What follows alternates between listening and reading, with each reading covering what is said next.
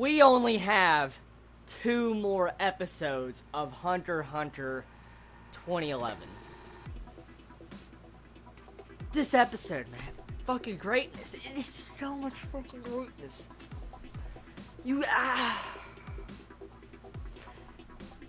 The feels, man.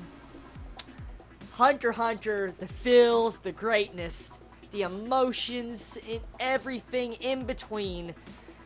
Once again, the meaning behind this episode, and it stuns me every time I walk into a Hunter x Hunter episode, and I watch it, and I witness and watch the greatness unfold. And when I walk into an episode, I don't believe that I could get any better, but it does.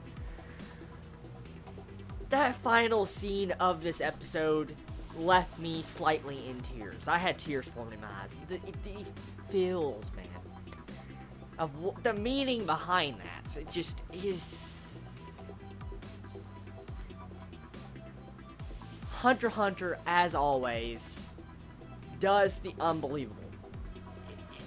It surpasses the feels of the last episode, and it continues to dish out great content. It's not just a hit or miss, or one episode like out of 100 that's amazing. No, in just this year's time, we have had probably about 5 or 6 episodes that could possibly be the best episode of 2014. No joke. Out of the emotions I have seen, this had so much emotions to offer. If you're a Killua fan, Alluka fan, or a Nanika fan, you definitely had some straight out hard emotions in this episode. And it's hard to believe in just 2 fucking weeks, 2 weeks, this is going to be gone.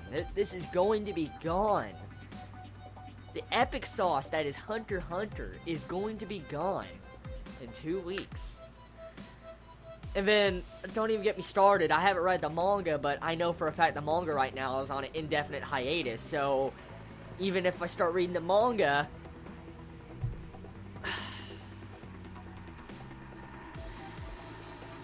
okay, let me straighten myself up to, review this episode, okay? I had to relate my emotions and thoughts.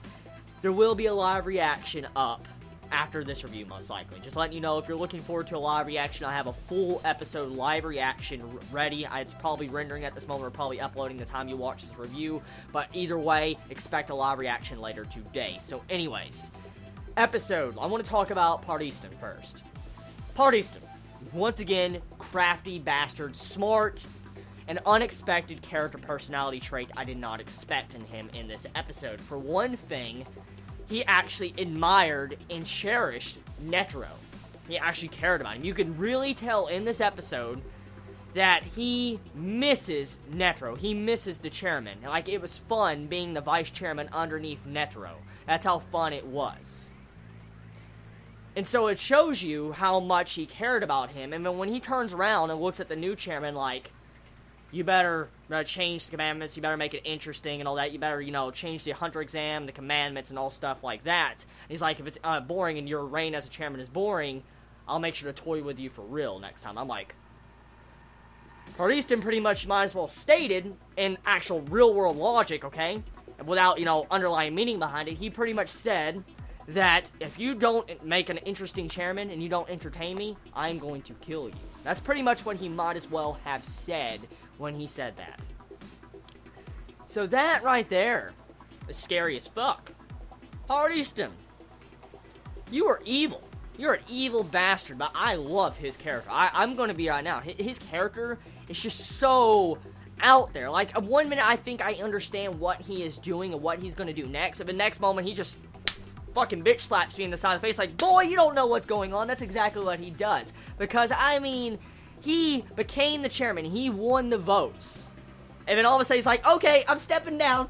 And I'm like, what? He fucking steps down. As a character standpoint, once again, it shows you how fucked up he is and how cunning he is. Like, as it was said like 2 episodes ago, he doesn't want to lose, but he doesn't want to win. Technically, he won, but lost.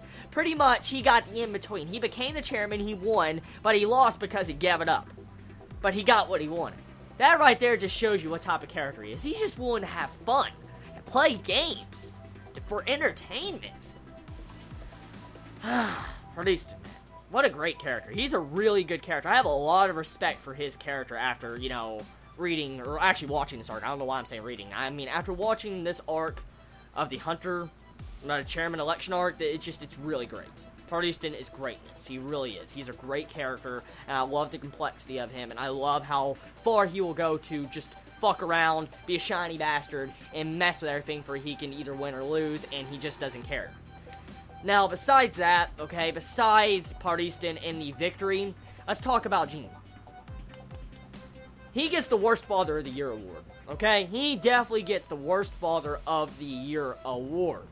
I mean, at first, there's a lot of feels in this episode. I mean, there's so much feels in this, okay? When you see Golem talking with his father and all that, and they're just having an awesome conversation, I mean, you actually see Gene actually give him some really good support and say, like, you know, some good stuff about Kite, but at the exact same time, he says, you know, it's still your responsibility for what happened to Kite, and Kite actually believed in you that you were probably capable of fighting with him for him to bring you along. There was just a lot of emotion in the conversations going on in this episode, not just Gene and, you know, Golem, but it was also Killua and Aloka and Nanika. There's just so much emotions in this episode that it really is just getting up into that point to where it's just about to explode.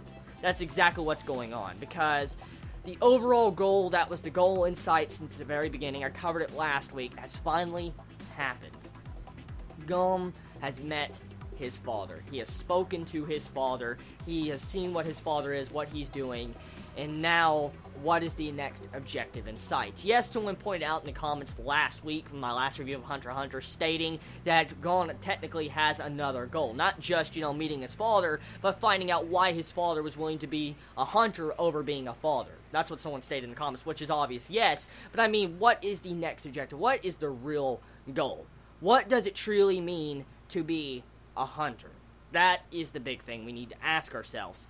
Overall, if Hunter x Hunter, honestly, was to end next week, technically it's going to be ending in 2 weeks, if it was to end, like, on this episode, truthfully, I'd be upset, but I'd be satisfied, because the goals have been met. I mean, for instance, you have the realization that Golem and his father have spoken to each other, and you have that close connection, the kind of the bow on top of that in-game goal, and then you have Killua speak to Aloka and Nanika and say that he will protect them for the rest of his life, pretty much. So, it shows you right there that that entire bow is tied up. And then now you have, you know, Gon going to Killua trying to say that he's sorry. So, I mean, we have a lot of things going on here. There's still a lot more to accomplish, but, I mean, I love the way the election arc is shaping up to be. It's definitely shaping up to be one of the most interesting arcs of Hunter x Hunter. I mean, I love the Chimera Ant arc. It's going to be so fucking hard to beat that arc in my eyes, okay? But when it comes in terms of other arcs I've seen, the election arc is so different from other arcs of Hunter x Hunter because, like I said, the politics are really intriguing. And as I said, Togashi knows how to write these politics. He does a good job of doing all sorts of different things in his series. Politics, to freaking action, to some awesome heavy dialogue, to some explanations about certain character abilities. Just so much crazy shit that he does, and he does it at a master level. Togashi, honestly, I have never seen a mangaka be able to write like he does. The writing he does is mind-blowing. It really is. It's just... I haven't read everything out there. I haven't read all the manga out there right now. I haven't watched all the anime out there. So, of course, there's always something better out there in the world that is better than currently what I'm watching or reading. But from what I have seen so far from my point of view, it is really hard to beat Togashi's level. The way he mixes everything with his characters, and just this episode is a perfect example of what he can do as a writer, is ridiculous and wonderful. It's phenomenal. It really is. I'll never get over the happiness this show has given me as a watcher. It's going to be hard to give it up because it's one of my favorite series of all time. And it's obvious why it is. You have to be blind to not see the epicness from this series. Because there's just so many different points I could point out that makes this series just so grand on a really high scale. And every time Tuesday comes around, I'm looking forward to the next review. I'm like, damn, I can't wait for Tuesday because I want to watch my Hunter x Hunter because that's how great it is. Now, besides that, I want to talk about something else. Now, I've gotten a little bit off topic from, the episode review, but the Aloka Killua moments, the emotions there with, Aloka's face and Nanika's face, when you saw her eyes, just like, you know, I don't know, the way her eyes were drawn, it looked so adorable and cute. I was just fangasming over that scene, because it was just, like I said, it was just so adorable. It was so fucking adorable, because when you see the little tears and all that in the mouth, and like, Kay and all that, I was like, oh, it makes me so sad. It was just so fucking sad when you saw her cry. I'm getting a little bit tears in my eyes again, but it made me so sad when I saw that. When you saw Nanika just get so sad and dejected, and then she just goes back into, I'm guessing, inside the mind of Alika, I was like, that is fucked up, Killua. That's really fucked up. And then, thank God, the realization that Killua should protect Nanika too, and how they made up at the end of this episode really just completed this episode. It really did. Now, one thing though, animation, once again, was just ridiculous. The animation in Hunter x Hunter, it always gets me. It really does. I wish a lot more anime like this would get the credit of the animation it deserves. I mean, this is just ridiculous. The animation of Hunter x Hunter 2 stays at a consistent quality that is just unbelievable for an ongoing show this long. For 146 episodes, it's hard to believe that the quality of Hunter x Hunter has stayed this consistent and gotten even better over the course of the episodes. Overall, I feel like this episode, it's great. I love it. I really, really love this series.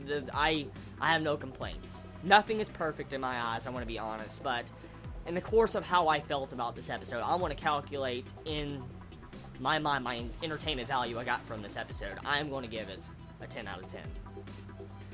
Hunter x Hunter deserves it this week. It's a really good episode. So tell me your thoughts about this week's episode of Hunter x Hunter, everybody. Did you enjoy it? Did you hate it? What do you feel about everything that happened in this episode?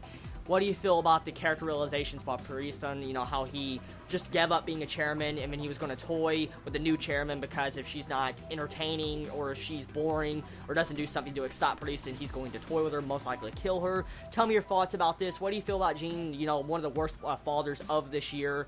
Let me know all your thoughts in the comments below, and how do you feel about Hunter x Hunter ending in 2 episodes?